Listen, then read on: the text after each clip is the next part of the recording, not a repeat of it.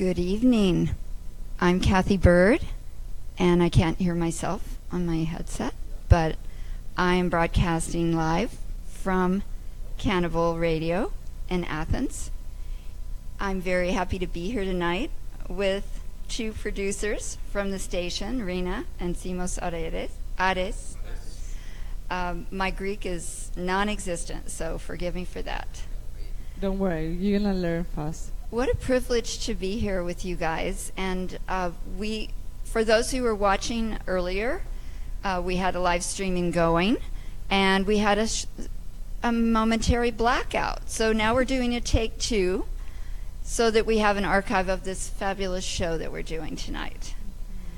I am really excited because this is the second stop on Destination Fresh Art, which is a project that I've taken on, a great field expedition in Europe, and I was seeking out opportunities to connect with other independent radio stations. I broadcast live from Jolt Radio in Miami Beach every 2 weeks, a live show, and today I called in to tell them I'd be meeting you guys tonight. So I listened to you earlier. How'd I sound? Perfect. I listened streaming to Jolt and Miami and presenting your whole trip to Europe and your whole experience in Europe. And I feel, I have to admit, I feel a bit jealous because you've been through all these places and you're still going on. You have next Berlin, Norway, Kassel. Where are you going next? Edinburgh? No. After Kassel is Münster, and then Paris, and then home. Yeah. Finally home. My very next trip from here, I leave tomorrow night, is to Norway. And today I just borrowed sweaters from a new friend that I met 3 days ago in Venice, who lives in Athens. She was so kind. She just invited me over to take her sweaters because it's snowing in parts of Norway still. So I want to be ready. Anyway, just to introduce, if there are listeners in Athens that are interested in what we're doing here tonight, I am based in Miami Beach, but I work all over the world collecting field recordings and curating an audio podcast and a live radio show recently launched in Miami. But I've broadcast the live radio show remote elsewhere, one other place since I launched it last fall, which was in Sao Paulo, Brazil, during the Sao Paulo Biennial, inside the Biennial Pavilion.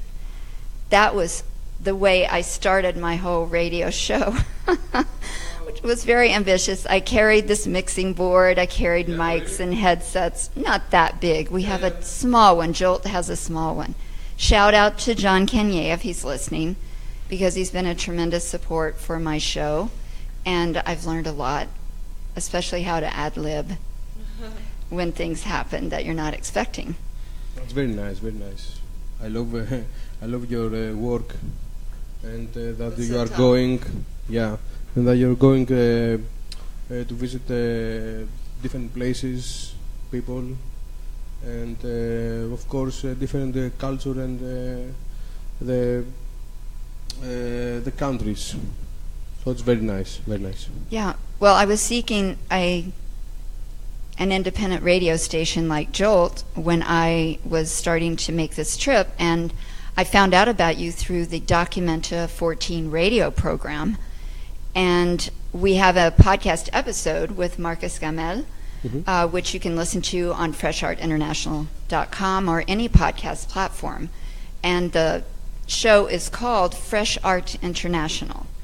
Our social media tag for Instagram and Twitter is @FreshArtINTL, so we'd love to have new listeners following us from Greece, because we're following you. Yeah. Thrilled Thank you very much. that we are going to now talk about your work and the work of Cannibal, which was established 8 years ago. Yeah, almost 8 years. We are at 40 people, 40 producers here, with 22 live shows, weekly shows. We are broadcasting live from our website, cannibalradio.com, and we have our video live stream on Facebook. Also, you can find us on Facebook, cannibalradio.com. It's the same. So we are based in a record store here in Athens called Happy Records. We are here for only 2 years in this place. We have a very good company here with Lefteris nearby. The owner of the Habit Record Store. Lefteris is the owner of the Habit Record Store, and while Cannibal Radio was looking for a new studio, we decided to go under the same rooftop, and this ended up really well because we ended up doing some really interesting Sundays Habit parties, which are taking place here, right at the place we are now, and it's a really nice gathering every 2 Sundays or every 3 Sundays per month, where it's free for people that would like to come. We serve cold beer and we just play our favorite music and people just dance with us. These Sundays Habit parties also are being streaming through our pages on Facebook, so people who just are at their places or anywhere, they can see us live, or they can just see us and then decide to come here and dance with us. Super. I think Jolt is in the process of establishing some weekly gathering for their Jolt community, because they have about 40 producers for shows, maybe more by now. John is like adding more every week. It seems he's getting more involved with really new fun. Opportunities. It's really fun. It really is. Yeah. I mean, inviting people like to join you on a party on a Sunday. Super. Yeah. Let's talk about Cannibal, where the name Cannibal came from. The name Cannibal. Let's ask the head of the cannibals. Yeah, are you the head of the Cannibals? Not exactly. Manos is the head of Cannibal. He's very shy guy, so he didn't came here. Cannibal. The name was I don't know, by fault. I don't know. It doesn't have some meaning, the name Cannibal, but we want to show that our station is out of the box, and we don't have many rules. We don't have borders. We don't have borders. We accept basically people who love and they're focused on music, music that makes you dance. We're not interested in advertisements or any kind of this stuff. So we're just cannibals. So does that mean everyone has a day job that works here? Mostly. Self-funded. Yeah. I think it's really cool what you do, and I admire you. I think that there are how many independent stations in Greece? We have like this with live shows. We don't have many, but I think in Greece we have many web radios that just playing music, playlists, replays, and all that stuff.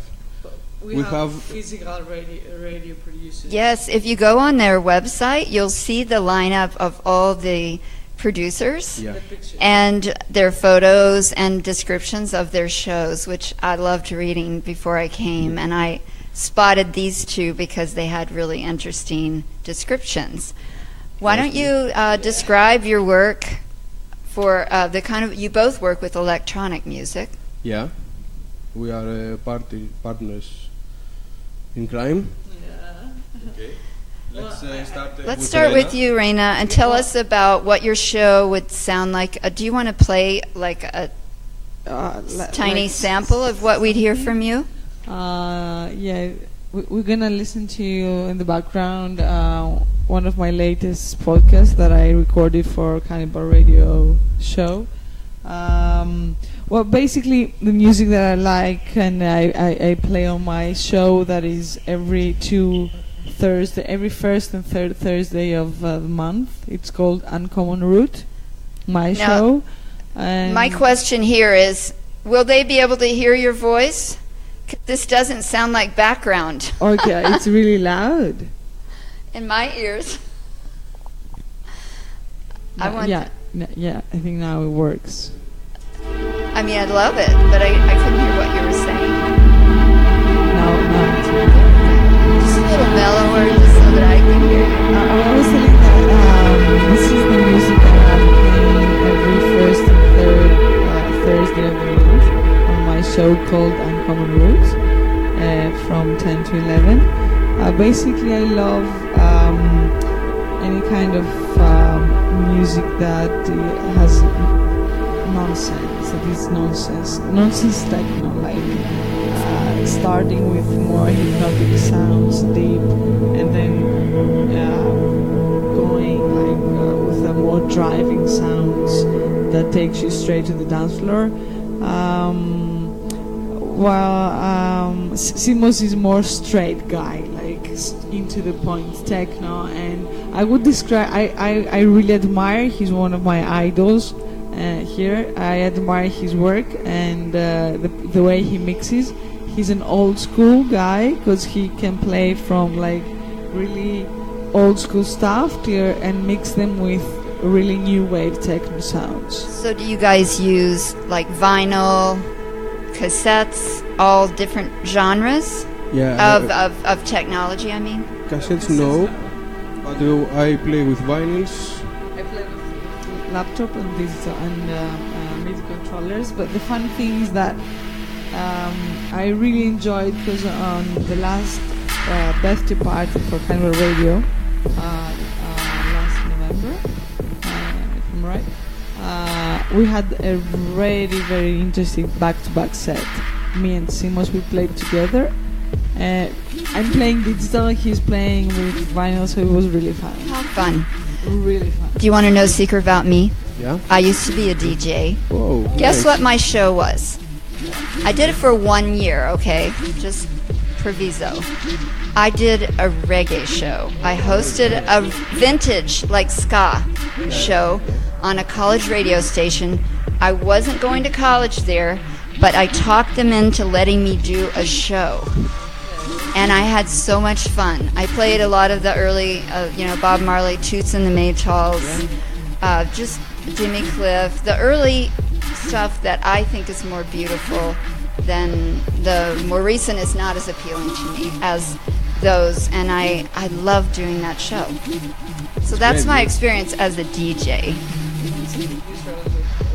Pardon? Once a producer, always a producer. That's why you have the bag. You came back to radio station. That's right. It's true. Well, yeah, I was telling before that Simos, which now we are taking his time of his show, which is called The Raving Shoe.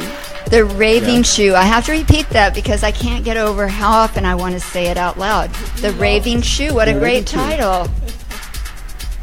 I don't know, it's a title that I figured out, I don't know, in my bed. Okay. When I was wake up from a party that we had last night. So I want to change my name the name of my show. It means that we have to put on our raving shoe, not our nice and good shoes, and just dance in the rhythm of yeah, Of the rave. Okay. It's Very our cool. culture, and we love it. We love the music, and that's our purpose in Cannibal Radio. I have to say that for people who haven't the chance yet to see Simos playing live, or they haven't listened to him yet, to go check him out, because the way he mixes the sound and the sounds he plays, even if you're at your house, even if you're at the club and you just go and listen to him, you're gonna feel that rave vibe he has. I mean, you're gonna feel that he's playing from another era today, like back in the really raving days. You know, he's gonna take you into this vibe. That's very cool. So I think the raving suite's the perfect title for him and his show. So before What a we, nice lady, eh? I know. Yeah. Well, she loves you. She admires you. I want to hear, just for you to tell the listeners, if they want to listen in from wherever they are, what time and what day would they find your show? We're here every Wednesday, 8 to 10, live on Cannibal Radio, 8 to 10 in Greek time. Okay. So it's weekly radio show. You can hear us from our website cannibalradio.com, or from Facebook. They can see us from video live stream. Okay. So it's very easy to dance with us. Excellent. How about you? When my is your show is semi-weekly. It's every first and third Thursday of the month, 10 to 11. It's called Uncommon Rude, and I'm not streaming from Facebook because I'm shy. I hate it. But here you are tonight. If you haven't seen her before, she's on the air. I did do it exceptionally for you tonight. Yeah. Well, I'm doing it exceptionally for him. So there we go.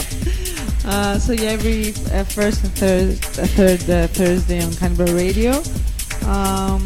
So yeah. Okay. Well, we have two other culture makers in the room with us tonight in the studio, and I want to invite Katerina Nikou to join me up here for a little conversation about Documenta 14, which is an international art exhibition that happens every 5 years in Kassel, Germany.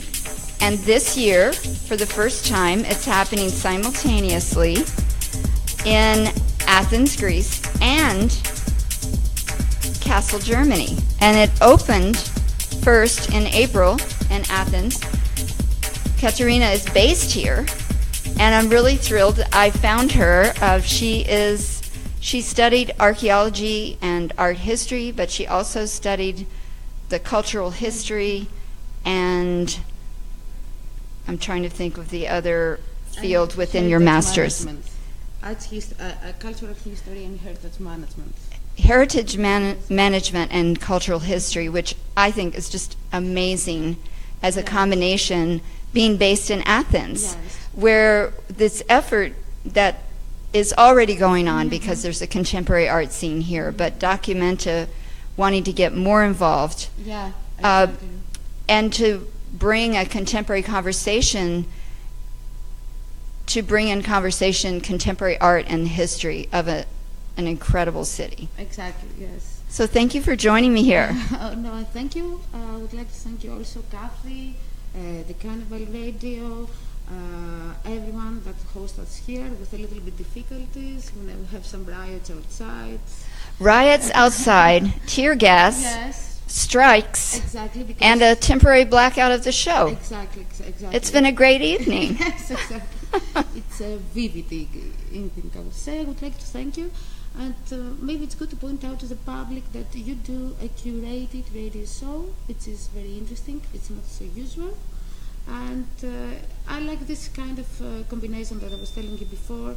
How do you perceive sonic music, a sonic project? How do document something like that? How do we archive it? How to present it to the public? And also how do we approach the participants? to take place in something like that. Yes, it was very important to me to engage with local culture makers and not just come and record what's going on in the exhibitions, but to have real one-on-one conversations with the people that are producing culture in Athens. So that means a lot to me, and as I was talking during the blackout about the importance of creating an oral history of what's going on in contemporary art today. I wouldn't consider myself as a culture maker. Probably I'm more like a culture practitioner. I practice culture, I think I don't create culture. But for me, I could say that documenta was a huge example. This was something that stigmatized my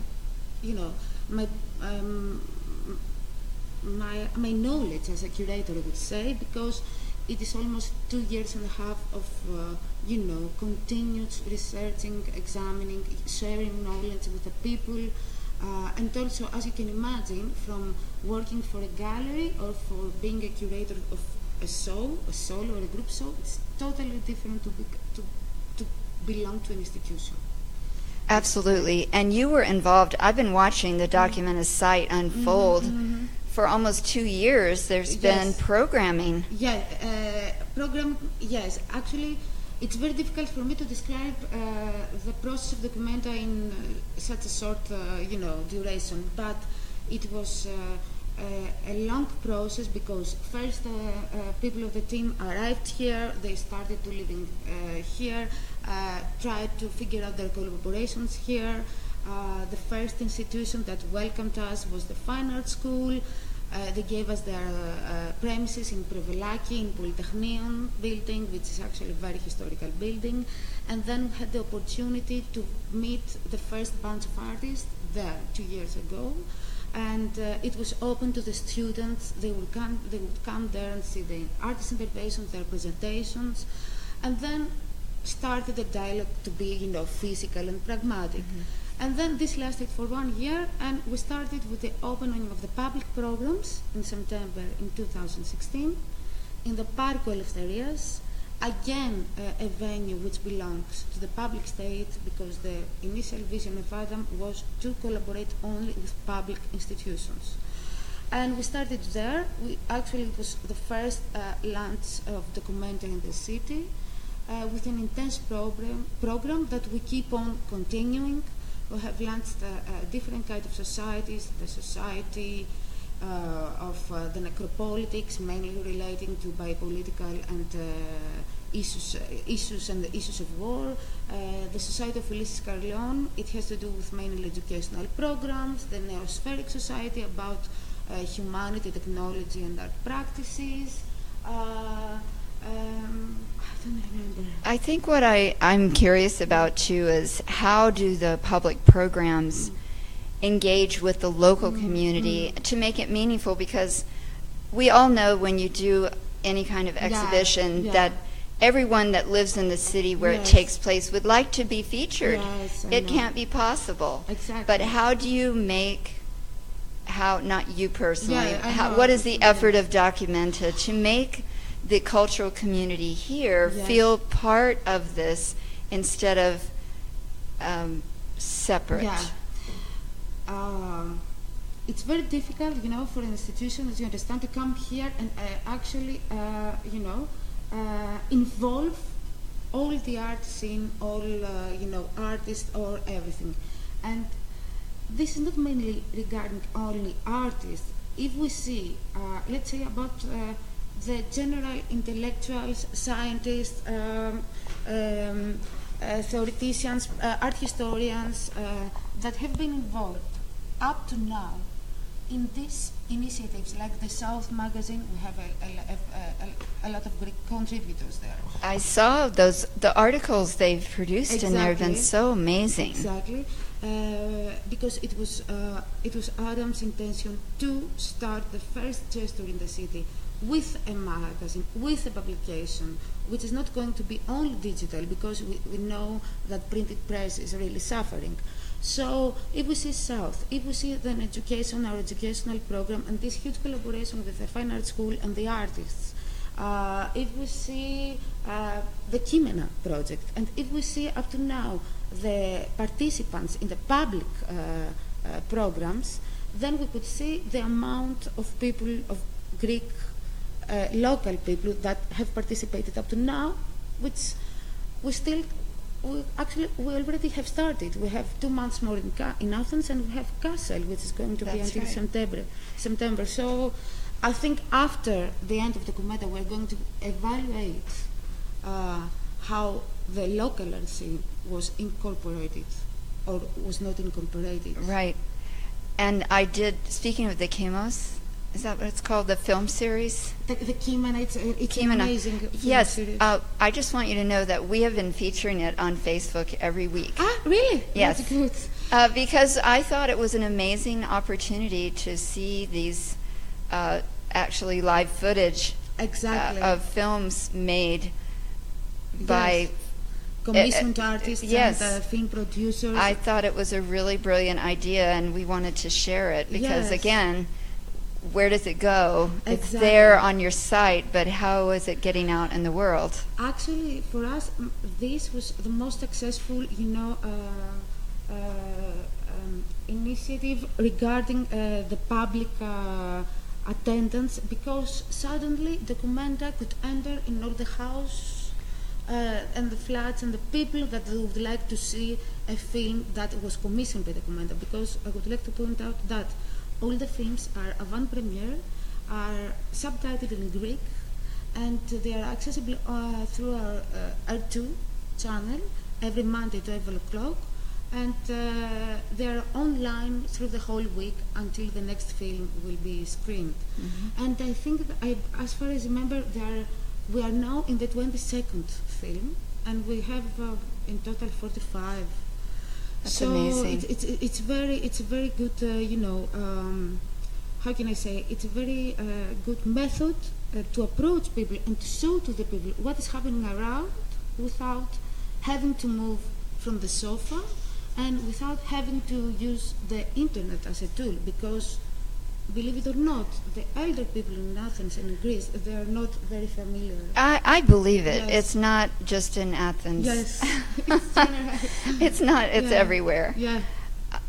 My last question for you would be, what do you hope, as a person who's been embedded in the process, what do you hope is the legacy of Documenta coming to Athens? What do you see as the potential for what is taking place here now to grow into something, to strengthen the community? This is quite a personal, opinion. I don't know, documenta in Athens, or an event, a big event like that in Athens, art in general. What would be the legacy of art? This is a huge dilemma and a huge issue. No one, I think, can answer it like that. For me, for example, art is an a very inevitable part of my life, because it gives life to my spirit. You know what I mean? I would like from documenta to live as a paradigm the way we collaborated and we work hard all this year to make this shift from the cultural public production and public sector to a foreigner institution like it is the documenta, which is based in Kassel. This was a very interesting collaboration, how a foreign institution can come here and understand the normalities or non-normalities of Greek institutions, and trying to figure, a result. Either we like it or not, history will judge. And also, for me, and it doesn't have to do with my participation in documenta, because I was thinking, I was in documenta very accidentally. I never thought of being a part of it. this that makes me, that makes me very satisfied is that the way that we have a network here. We have a network of people that we come and go. We have a network that we can communicate with each other, which was very difficult to do that before. You have to be always with a suitcase, running around in various exhibitions in order to meet people. And now we are here, and we even, learn not only the international people, also the locals that we didn't know before. So for me, the legacy will be of how to react with each other, how to connect, and how to proceed with a general vision, which is for us culture. I love that because it's a perfect segue to our next guest. Okay, we'll welcome Nikos. Nikos Nikolopoulos. How'd I do with your pronunciation? Pretty good? Perfect. Super. Okay, Nikos, if you come this way, we won't be tripping each other. All right, I'm thrilled that just yesterday, through the Victoria Square project, which is one of my favorite projects that's come to Athens, and for reasons as described by Katerina just now, the connecting with the community that's going on with that project. And I know the artist, or the culture, I would call him a culture maker, Rick Lowe from Houston. He is the founder of Project Row Houses there, where he generated energy and art and enterprise, and also created space for people to live that didn't have places to live in Houston through years of community building. And you are a photographer and filmmaker, studied directing and filmmaking, and you've been for 7 years producing films. I've been, my first feature film was released at 2014, Mm-hmm. and it was actually quite a handmade film. So I co-directed it with a very close friend of mine, but at the same, and co-written it. But I was responsible for the director of photography, for editing, etc. And all the members were just a small group of people, very concentrated on that. Mm-hmm. So I was very happy, and it was very interesting for me when I met Rick Lowe. And what's interesting about it as a filmmaker, that you were brought into this project, and if we want to describe the Victoria Square project, what we know of it. Well, actually, we met with Rick Lowe when he first at January of 2017. So our first meeting, from the very beginning, we started walking together along the area. I was also an ex-resident there. I lived there for when I was very young, or close there. I studied at Stavrakou School of Cinematography, so I spent also some time there at Victoria Square. Mm-hmm. Let's describe Victoria Square as a cultural community. Who lives there? What is the environment of that place called Victoria Square? Okay. Actually, in the project we're doing now, which is an installation, I'm co-creating with my wife and partner, art historian Artemis Zervou. We are trying to investigate the tenants from the one side, the people who rent a place there, and the people who own a place there. Why we decided that, and I'm saying all this just to come back to your question. We decided that because Victoria Square is a very urban downtown area which has a lot of old buildings and has a lot of old residents who live there for many years. Through the years, the renters are now more than the owners, and still many owners, some owners are still there, but many of them left the area. So we're trying to find out what is the interaction in that thing. So we're creating a project where we're gonna see through the process of renting a house or owning a house, and actually our motto is that a house a guy who goes to rent a house is actually selecting a house, but the guy who owns the place is actually selecting people. That's true. And I understood that Victoria Square was temporarily a refugee camp. Yes, it was for some time, yes. And so now it's back to a park, but the refugees have transitioned into some housing, and that's somewhat of what you're looking at, is how the social structure of and the ethnic structure of that neighborhood is impacting where people live. How the old residents receive the newcomers, and also how the newcomers think and what culture do they have with them. But we focus a little bit on the idea of ownership, because through ownership you can understand many parts of the world and the way we think today.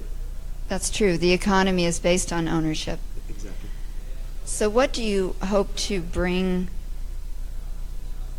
from this that will be related to the goals of Victoria Square Project? First of all, we are talking to a lot of people and recording their life stories, the time they spent there, the relationship with other people there, and their experience on the transaction that happens when they want to deal with renting or giving for rent a place. So I talk to a lot of people, then we sit, we listen to whatever they say. Some part of it, but in a very abstract way, we're going to use in the installation, which is in 3 parts. The one is the sound, the other is a video, and the third part is a sculpture. The sculpture actually is the only one that is like a monument to the homeless, which is the third part of that. But also, we're going to use all this material to record in a historic way what happens right now with Rick Lowe in Victoria, and how the whole place is transforming, and how the way people see things right now, and how is it going to be sometime later. So Rick Lowe and the Victoria Square Project will be in Athens for at least 2 years. Yes. Time. So there will be some time to and I determine. Hope for much more, actually. Exactly. I was understanding yesterday, speaking with the young woman that introduced us, Ellie. She is a project manager there, and she is the one that introduced us yesterday. Thank you, if you're listening.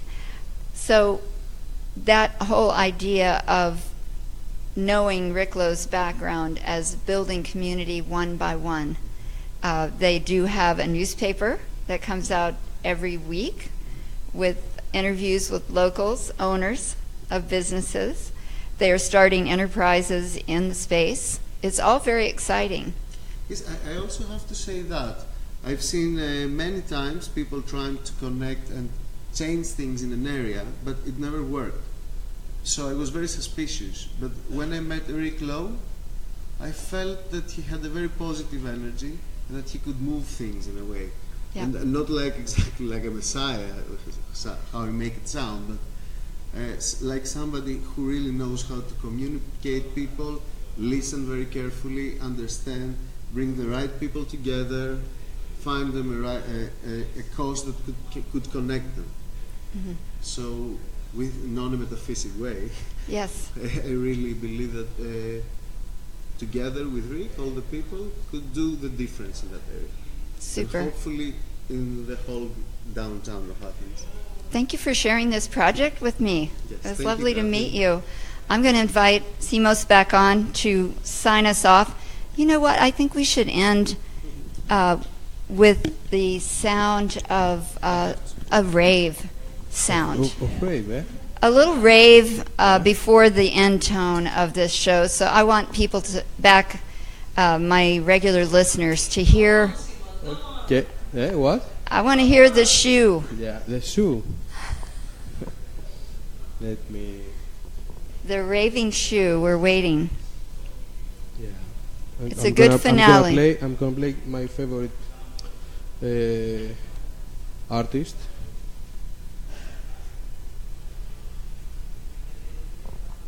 With some rave on. Yeah. The Jolt tagline. I think I know the track he's gonna play. No, it's Okay. not old. It's from a stranger. I think Yeah? I know. Yeah. I was sure. It's funny. Jolt's tagline is "Stream On." So this is Rave On. Yeah. This is the crossover from Stranger. They came here in Six Dogs, I think in May, in 2006. 16.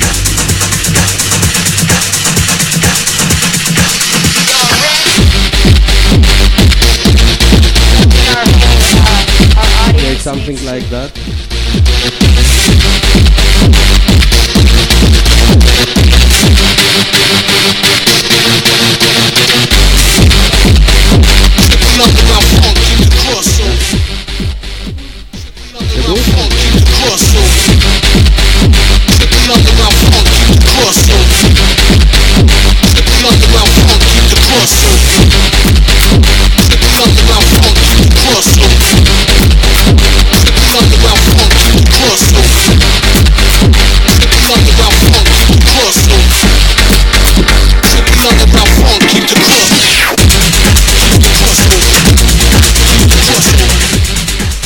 So this is me. That's you. The raving shoe. You know, It's the sound of the raving shoe, not me. super. Well, I want to thank everyone that joined me here tonight. What a fantastic pleasure it was to Thank you, have Catherine. Thank you. this moment at the mic in your studio. I'm thrilled. It's our pleasure to have you And here. I want to invite anyone who's listening, if you like what you're hearing, to follow us on social media. We're at Fresh Art INTL, and Cannibal Radio is at Cannibal Radio Yeah. on Instagram and Twitter. And stay tuned for more contemporary Yeah. art talk. Thank you, Catherine. Thank you.